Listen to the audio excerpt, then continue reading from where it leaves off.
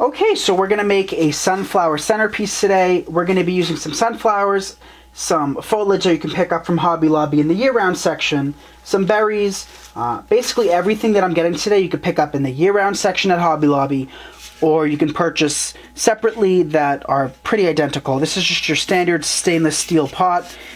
This came from the Hobby Lobby Spring Collection. It was $11.99, 80% off. The item number for this is 506-3052. We have 2 bricks of Sahara foam. This is your dry floral foam. It's not for fresh, so it repels water. We have some of this chartreuse and dark hunter green foliage. This came from Hobby Lobby as well. We're going to use this to cascade over the pot. We also have the item number for this. This was $11.99 as well, 50% off, is 934836. We have 3 of these beautiful sunflowers. These are different sunflowers than we've used in the past. They're a little bit brighter. The item number for this is 384040. This was $6.99, 50% off. We have 3 of those. We have some of this foliage as well. I do not have the item number for this, but it was about $11.99, 50% off from Hobby Lobby. We have some of what I call boxwood, but it's actually eucalyptus. This is the variegated form from Hobby Lobby. It was $3.99, 50% off, and the item number is 479626. We have some of these darker foliages. This was $4.99, 50% off, and the item number for this is 377713. We have some of this that we may potentially use. This is some of like maidenhair fern, if you will. $3.99, 50% off, 540641. And then, last but not least, we've used this many times in the past. It's one of my favorite berries. It's just your simple bright green. $15.99, 50% off, 138592. Okay, so let's get started. We are actually not going to glue these 2 pieces of foam.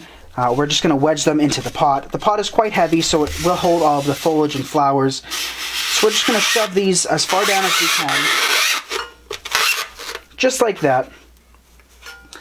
And what we're going to start off doing, which is something that I typically not do, I typically green the base and then add my flowers. But since these flowers are the focal point and they're the only flowers we're going to be adding, we're going to design with these first. These, we're going to go pretty high on this. This is not going to be a centerpiece. This is going to be an arrangement for a buffet table or somewhere else that you want a little height. We're going to cut about 1.5 to 2 inches away from the bottom leaf. We still have about a foot-long section of stem. And since we have a relatively high container, we're going to work pretty high as well.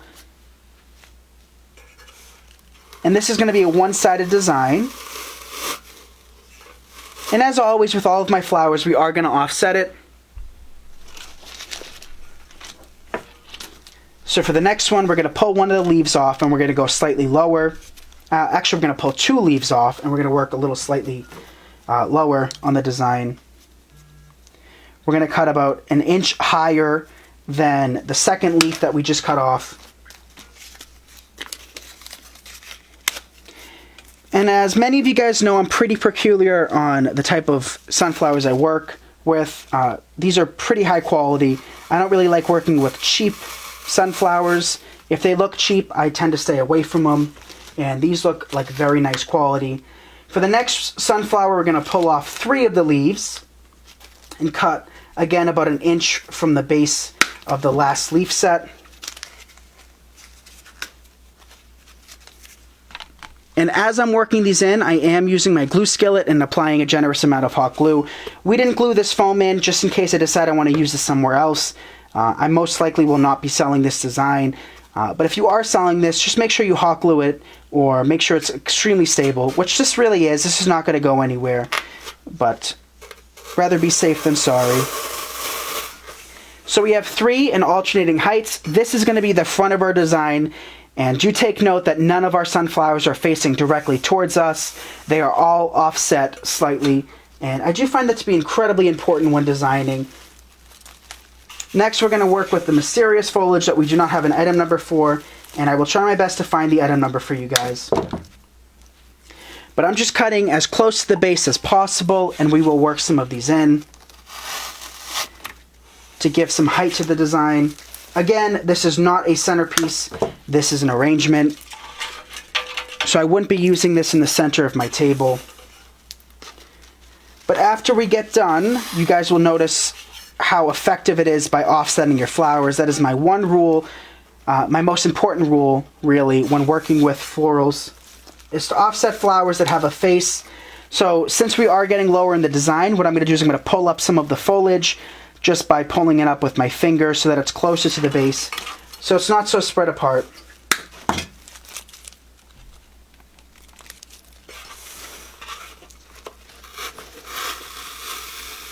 Like that. So we used 3 pieces. We still have 4 pieces left, so we didn't use half of it quite. Next, we'll be adding some of our boxwood or eucalyptus from Hobby Lobby. And another thing that you typically see me do is use greens and flowers that you can purchase year-round. If I wanted to create this absolutely gorgeous fall design in spring, I certainly could, because Hobby Lobby carries these year-round, and they have them 50% off year-round as well.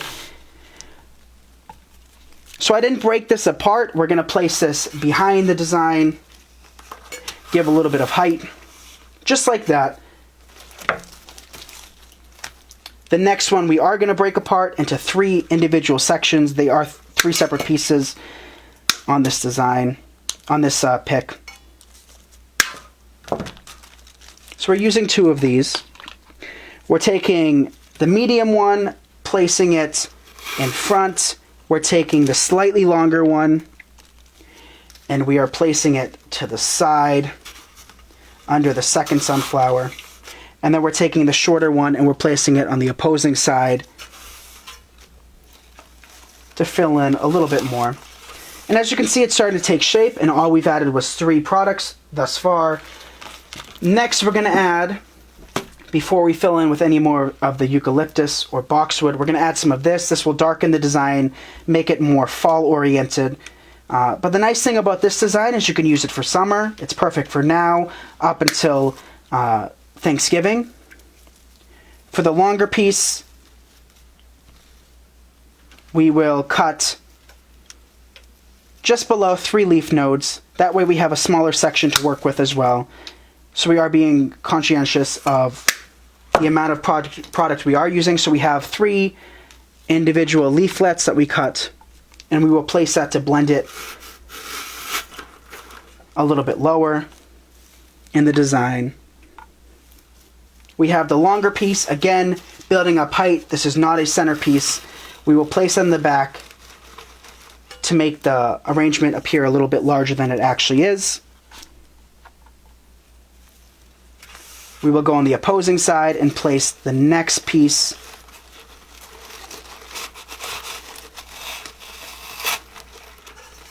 like that. Okay, so next we'll fill in with a little more of the boxwood. So I call this boxwood, but at hobbylobby.com they call it eucalyptus. So if you're having difficulty finding it from all of these times that I've mentioned it as boxwood, at hobbylobby.com it actually is called eucalyptus. It looks more like boxwood to me, especially the standard hunter green version.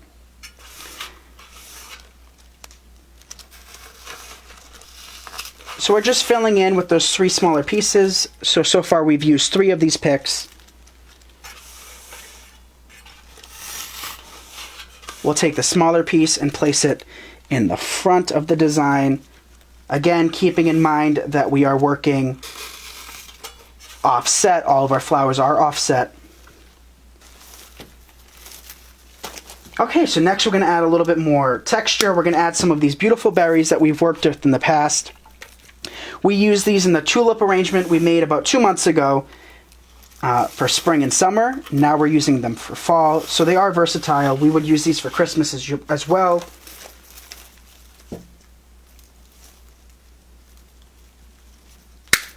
We're cutting this one a little bit short, tucking it on the opposite side in the back to build a little bit more height like we did in the beginning.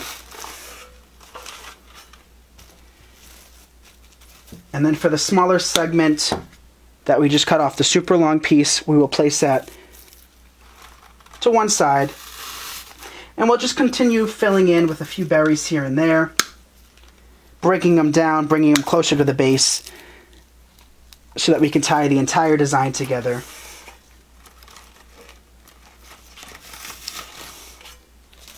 And the nice thing about sunflowers, so while I was in the Dallas market, you saw sunflowers everywhere. They're extremely, extremely popular this year, as they have been for the last couple of years. Everybody loves sunflowers.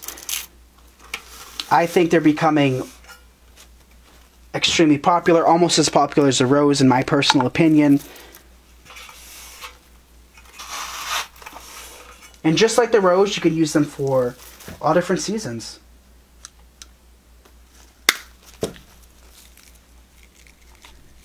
So we're adding a couple more berries. Not going overboard. We still have more than half that pick left. Our next foliage that we'll incorporate is some of this chartreuse greenery. I think this is going to lighten the entire design, make it a lot more airy. This individual pick has 3 individual pieces, so instead of breaking those down to much smaller segments, we're going to incorporate them in their entirety. So these match perfectly. They look absolutely gorgeous with this arrangement. And we'll tuck these in. Kind of have them cascading slightly. We will have more cascading with the final piece of greenery that we're adding. So just bend them, give them some life. We'll tuck this one in the front, like that. We placed one to one side, we placed one in the front, and we'll come on the opposing side and place a piece here to fill in a little bit more. So a whole bunch of greenery, some berries, and 3 simple flowers, and this is what we have so far. Next, we're going to tie in a little bit lighter greenery, the one that we're going to have cascading. One of the most important parts of designing in containers for centerpieces, arrangements, you name it, is to have a spiller. And what I mean by that is having something that cascades over the edge of the container. That softens the entire container. It gives the illusion that your flowers and your greenery are naturally growing in the container, as if they've been in there for a long time.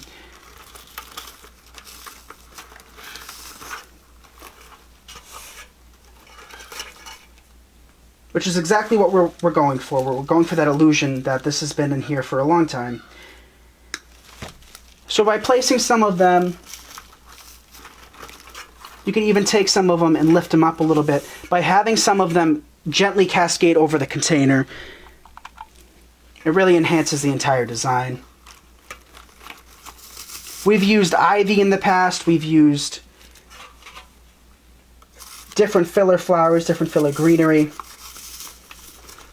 Oh. Add a little more glue to that.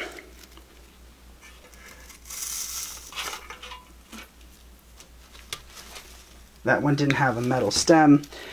So the issue with working with this greenery is that the stems you have to cut rather long, or else they are just plastic. So this bush has the tendency to cascade. That was the whole purpose of it. So by breaking it into smaller pieces and using the high temp hot glue skillet, you do have a little bit of difficulty inserting them, but you could always use a steel pick. But whenever I don't have to use a steel pick, I try not to. So just continue adding this throughout the piece. And this will hide any foam remnants that you have left over. If you do not want to incorporate this, what you could always do is use some moss. We have some of this moss from Nude Nielsen. If you're interested in using this, the item number for this is 34110120. It's Spanish moss, 1 pound, and the green color. It came from KNUD, NIELSEN, Nude Nielsen. They carry great preserved products. So now we're going to come back with the remaining pieces of sunflower leaves, and we're going to tuck those into the design. Whenever I can use foliage that actually belongs to specific flowers or greenery, I really like to do that,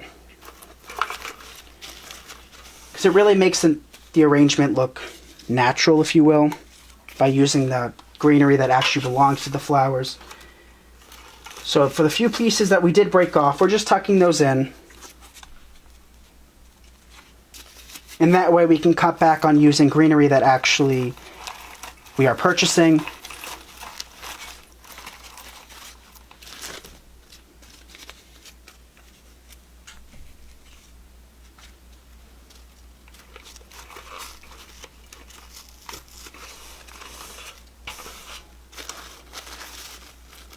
Okay, so instead of using more foliage, I'm just going to take a little bit of moss and tuck that in. To attach the moss, what I do is I take a scrap stick. So here we're going to use the sunflower stick. We're just going to lather it in my glue skillet. If you have a glue gun, you don't need to do this step. But then I'm just applying some hot glue in a cluster to the Spanish moss. And then I'm tucking it in, making sure that it's glued securely to the base of the foam. And if you have any bare spots, that's the perfect way to cover them if you don't want to use the foliage that you did purchase.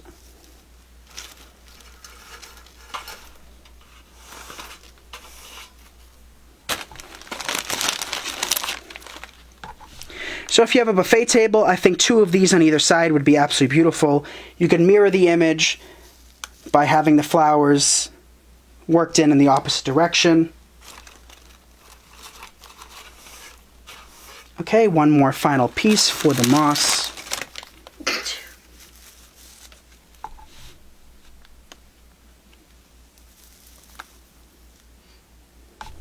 But be generous with the glue, always, but especially when you're adding the moss. You don't really want this to come apart. And there we go, an absolutely gorgeous sunflower arrangement. So the key notes to take away from this is to have your flowers, especially flowers with faces like this, to face away from you. It looks less intimidating, it looks less confrontational. It just looks more appealing when your flowers aren't facing directly towards you. So we have one facing one direction, one in the opposite, and then one in the same direction as the first. So it's kind of a ladder effect. They're not 3 in a row, they're scattered. And that's the only flowers we used in this. Some foliage, some berries. Also take note that all of the foliage and berries that we used, including the flowers, were not in the fall section at Hobby Lobby. They were in the year-round section.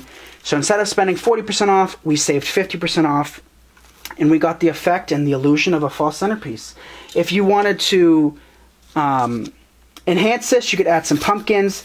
I'm going to actually stay away from the pumpkins today. We incorporated them in a design previously with the purple. But if you wanted to incorporate some pumpkins, you certainly could make it a lot more festive. But if you just wanted to keep these simple, I would stop here, which is exactly what I'm going to do. But don't be afraid to look around and browse for products that are used for different seasons or not seasonally specific, and that way you can save some money.